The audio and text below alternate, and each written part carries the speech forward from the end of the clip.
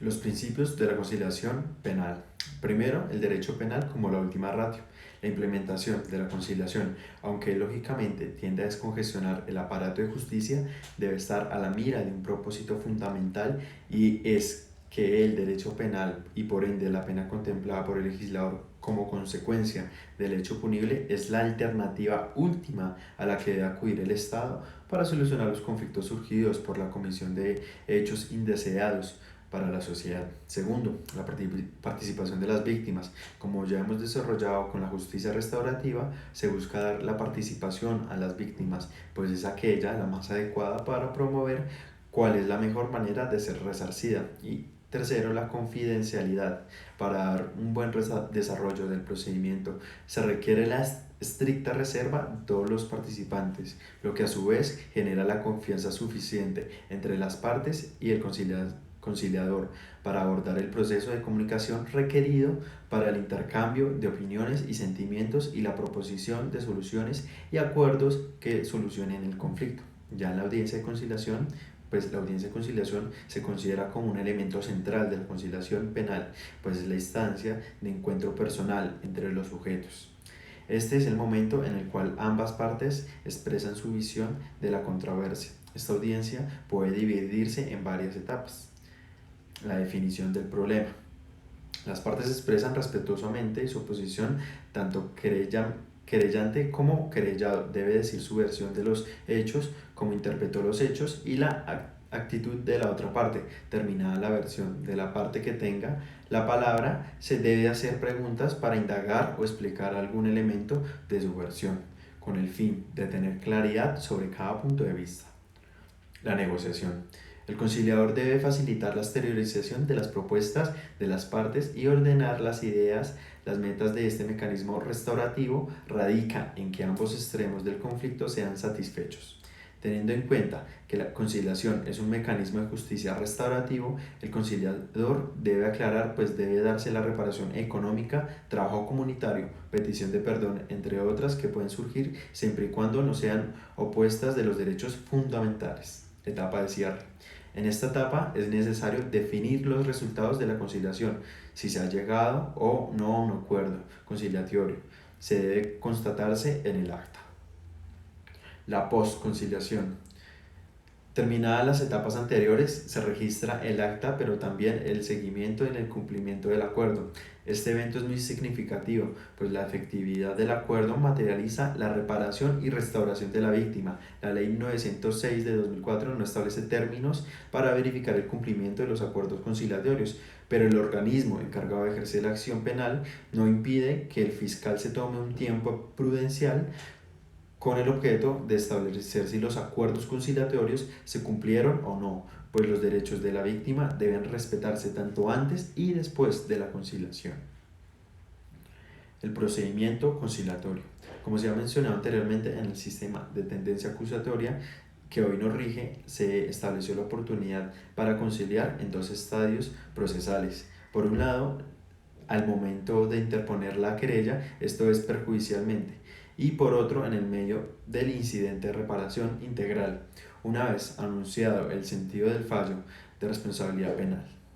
Con respecto a este último mecanismo procesal, corresponde al juez la posibilidad de proporcionar un acuerdo entre la víctima y el penalmente responsable en lo que se refiere a la reparación integral, por lo que el trámite respectivo se enmarca dentro del propio incidente. Los artículos 103 y 104 de la Ley 906 del Código de Procedimiento Penal lo establecen así.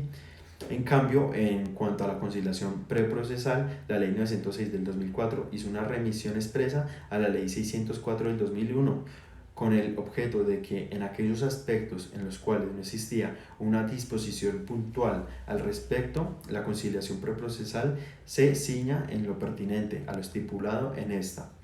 Antes de la expedición del Código de Procedimiento Penal contenido en la Ley 906 del 2004, una exigencia de obligatorio trámite y un requisito de procedibilidad, sino un mecanismo de determinación anticipada del proceso, según lo establecían los artículos 38 y 41 de la Ley 600 del 2000. Igualmente se establecía que la audiencia de conciliación podría ser solicitada en cualquier momento antes de la terminación de la audiencia de juzgamiento, Por el contrario, la Ley 906 del 2004 estipuló expresamente que, abro comillas, la conciliación se surtirá obligatoriamente y como requisito de procedibilidad para el ejercicio de la acción penal cuando se trate de delitos querellables, cierro comillas. Con respecto al trámite conciliatorio, es imperativo indicar que existen particularidades importantes dependiendo de esta si se realiza ante el fiscal o ante el centro de conciliación o ante un conciliador reconocido como tal por la delegación de la fiscalía o por solicitud autónoma de las partes. Ante el fiscal, debemos recordar que la legislación penal ha establecido que el fiscal citará al querellante y al querellado a la diligencia de la conciliación, es decir, que en este caso bastará la interposición de la querella para que oficiosamente el funcionario propicie el adelantamiento del procedimiento conciliatorio, por lo que no se podría hablar de solicitud de conciliación en sentido estricto. El coordinador de la Fiscalía, según el caso, garantizará el reparto de las querellas a los fiscales de la sede o si existe un centro de conciliación externo. Selecciona las querellas que serán enviadas ante el centro de conciliación delegado. Es de anotar que con el fin de apoyar el procedimiento de conciliación preprocesal, la Fiscalía puede celebrar convenios con centro de conciliación, caso en el cual, según describió arriba, el fiscal coordinador dentro de los 5 primeros días siguientes a la recepción de la querella determinará en qué casos serán tratados por el centro de conciliación, evento en el cual remitirá copias de las querellas seleccionadas.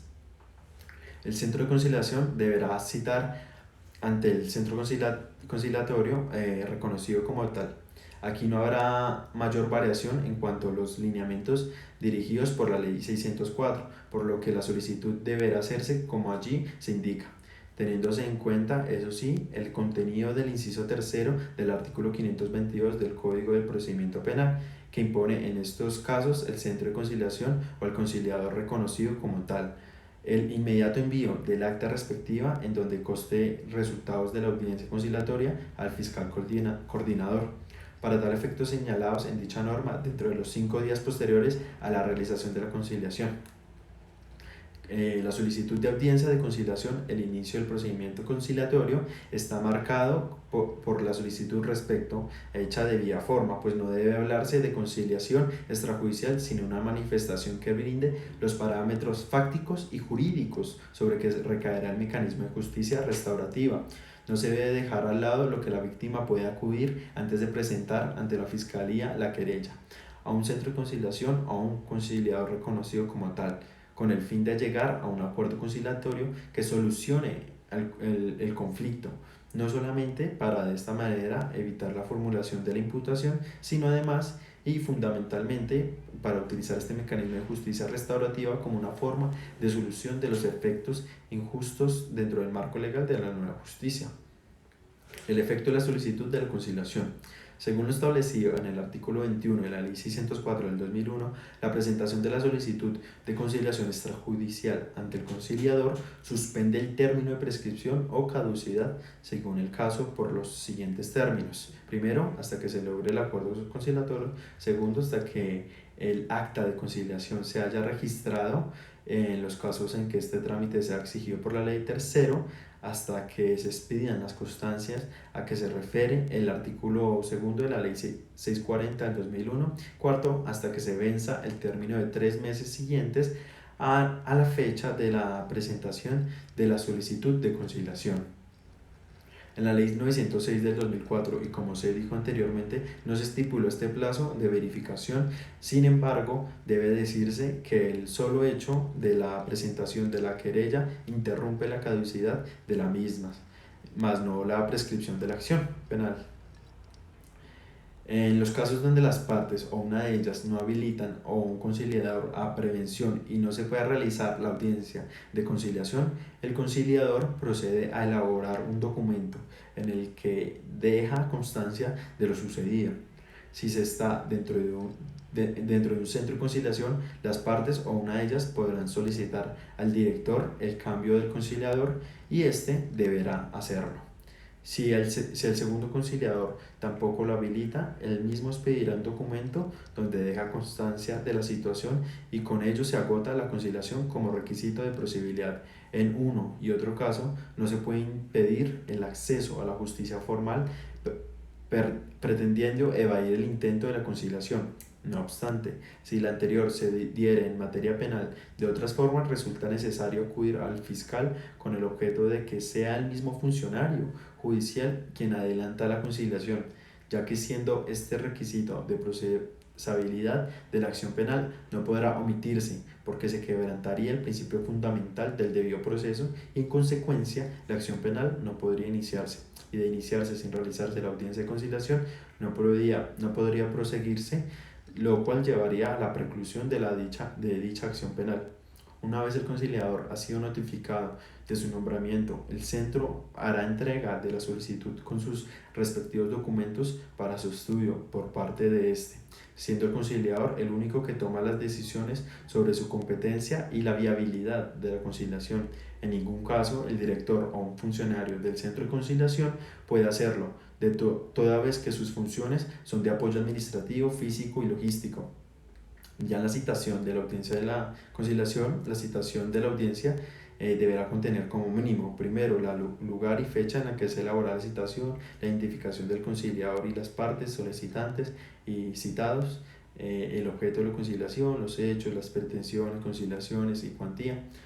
Cuarto, consecuencias de la inasistencia a la audiencia de conciliación. Dependiendo del caso, las consecuencias que el conciliador debe mencionar a las partes por su no comparecencia a la audiencia debe conciliar son: el primero, desistimiento de la querella en el caso de la ausencia injustificada del querellante. Segundo, iniciación de la acción penal mediante formulación de imputación siempre y cuando fuere procedente cuando la ausencia injustificada es de parte del querellado. Audiencia de conciliación. De acuerdo con lo establecido en el artículo 20 de la Ley 640 del 2001, la audiencia de conciliación extrajudicial deberá intentarse en el menor tiempo posible y en todo caso tendrá que surtirse entre los 3 meses siguientes a la presentación de la solicitud, con la posibilidad pues, de que las partes de mutuo acuerdo prorroguen este término.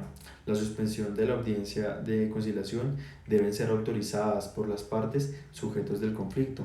El conciliador no decide unilateralmente si se realizan sesiones adicionales.